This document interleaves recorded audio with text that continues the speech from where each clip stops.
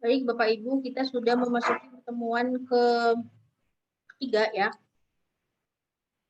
Jadi untuk pertemuan ketiga ini kita akan membahas mengenai life cycle design of produk ya. Jadi daur hidup produk.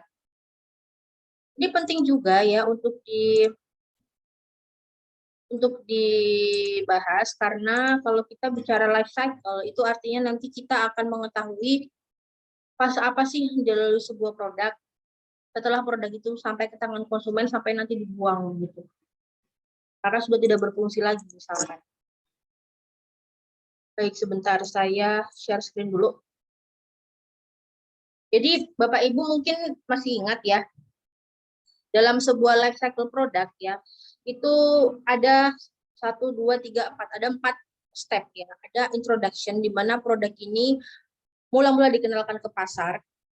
Pada waktu introduction itu penjualan naik ya, tapi belum signifikan.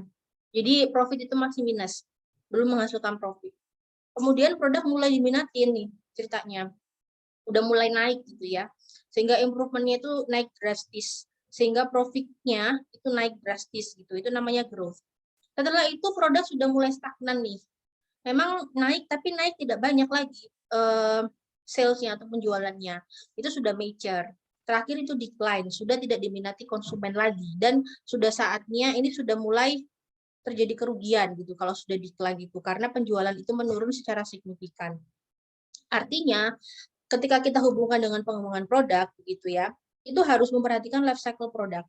Karena ketika produk itu sudah memasuki fase decline, produk lama, maka kita harus segera membuat produk yang baru lagi, bahkan sebelum produk itu decline gitu. Gitu Bapak Ibu.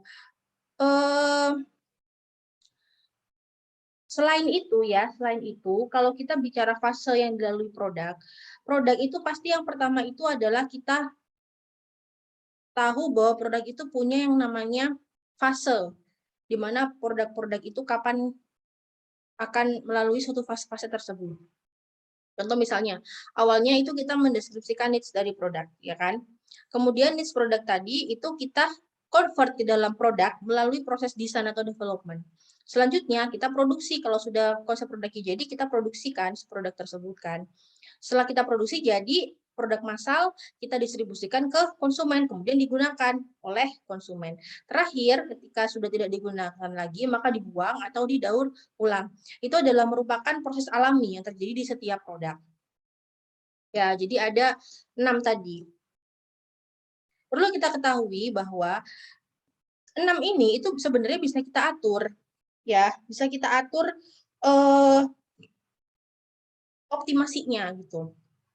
Jadi seperti misalkan ketika proses produksi, gimana cara mengoptimasi proses produksi gitu ya. Misalnya kita bisa lakukan manufacturing properties-nya kita optimasi misalnya, sehingga proses produksinya lebih baik lagi.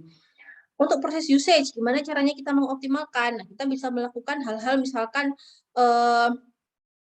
kita bisa melakukan penggunaan produk itu secara lebih bijak, misalnya begitu ya. Tapi dalam artian bahwa sebenarnya masing-masing fase produk tadi itu punya solusinya gitu loh, punya cara untuk mengoptimasinya. Gitu. Dan kalau kita bicara produk baru, pasti kita harus memastikan bahwa produk kita itu tidak monoton. Jadi kita harus memperbaharui. Seperti halnya logo Bapak Ibu ya, logo kan juga termasuk produk sebenarnya ya. Logo itu kan mengalami pembaruan pasti ya. Pasti mengalami pembaruan. Seperti apa pembaruan tersebut tergantung logonya, tergantung perusahaannya gitu. Tapi kenapa kira-kira perusahaan tersebut itu melakukan pembaruan gitu ya? Tentunya karena adanya fase produk ini, mereka ingin memperpanjang. Ya, jadi produk itu nggak serta-merta langsung recycling setelah need recognition langsung cepat recycling berarti produknya jelek gitu loh. Begitu juga dengan kalau kita bicara life cycle, itu tentunya kita ingin mempertahankan supaya life cycle-nya panjang. Jadi nggak tiba-tiba setelah dia introduction, tiba-tiba udah decline gitu kan. Pasti kita ingin membuat fasenya itu sepanjang mungkin gitu, sehingga kita bisa melakukan hal-hal ini. Kita bisa melakukan ini, gitu Bapak Ibu. Jadi pada intinya konsekuensi yang harus kita lakukan adalah dalam setiap produk yang kita kembangkan itu kita harus memperhatikan life cycle-nya. Dan juga kita harus memperhatikan hal apa yang bisa kita lakukan untuk memperpanjang life cycle.